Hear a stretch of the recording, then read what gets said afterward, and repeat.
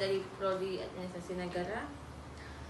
Di sini saya akan menjawab soal tugas 1 dari pelajaran pengembangan organisasi.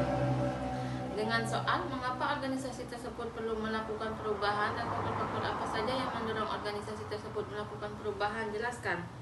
Menurut saya, organisasi perlu melakukan perubahan untuk beradaptasi dengan lingkungan yang terus berubah untuk memenuhi tuntutan pasar yang semakin kompleks. Beberapa faktor yang mendorong organisasi untuk melakukan perubahan antara lain perubahan teknologi, yaitu kemajuan teknologi dapat mengubah cara kerja dan proses bisnis sehingga organisasi tersebut beradaptasi untuk tetap efisien dan kompetitif.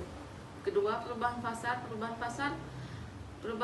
yaitu perubahan preferensi konsumen, persaingan yang semakin ketat, atau pergeseran tren pasar yang semakin memaksa organisasi untuk melakukan perubahan agar tetap relevan dan memenuhi kebutuhan pelanggan.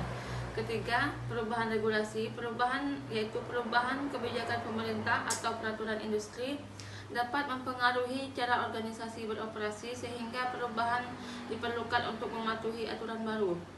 Keempat, perubahan organisasi, yaitu faktor internal seperti restrukturisasi, merger, atau akuisisi dapat memicu perubahan dalam struktur, budaya, atau proses kerja organisasi. Kedua, model diagnosis yang mana yang cocok digunakan organisasi tersebut sebagai dasar untuk melakukan perubahan, jelaskan. Menurut saya, ada beberapa model organisasi yang dapat digunakan sebagai dasar untuk melakukan perubahan dalam organisasi. Beberapa model yang populer antara lain model 7S, yaitu model ini mengidentifikasikan 7 elemen kunci dalam organisasi, termasuk strategi, struktur, sistem, keterampilan, dan budaya dengan menganalisis keseluruhan sistem organisasi. Model ini membantu mengidentifikasi area yang perlu diperbaiki dan diubah. Model post-phase analysis. Model ini dapat mengidentifikasikan kekuatan yang mendorong perubahan dan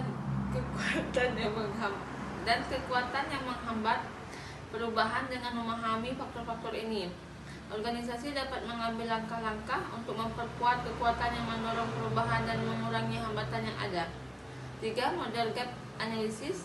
Model ini membandingkan kondisi saat ini dengan kondisi yang diinginkan dengan mengidentifikasi kesenjangan antara kedua kondisi tersebut.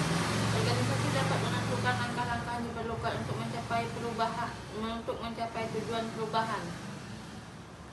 Dan yang terakhir, model pengelolaan perubahan apa yang paling cocok digunakan, jelaskan. Ada beberapa model pengelolaan perubahan yang dapat digunakan tergantung pada konteks dan kebutuhan organisasi. Beberapa model yang paling cocok digunakan antara lain model quarter 8 step change model.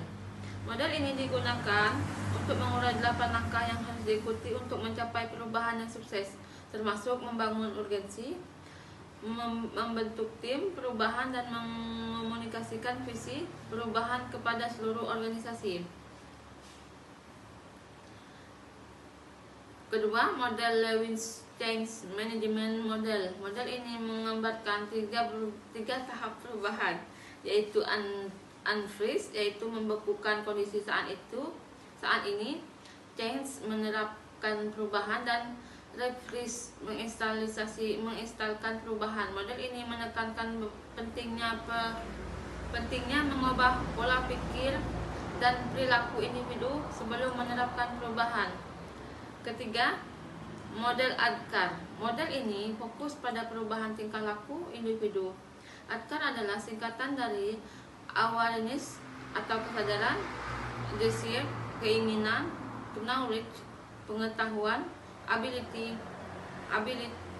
kemampuan, dan reinforcement, penguatan. Model ini membantu organisasi dalam mengelola perubahan dengan memastikan individu memiliki kesadaran, keinginan, pengetahuan, kemampuan, dan penguatan yang diperlukan untuk mengadopsi perubahan. Pemilihan model pengelolaan perubahan yang paling cocok harus didasarkan pada analisis situasi dan kebutuhan organisasi serta melibatkan pemangku kepentingan yang relevan. Sekian jawaban dari saya. Terima kasih.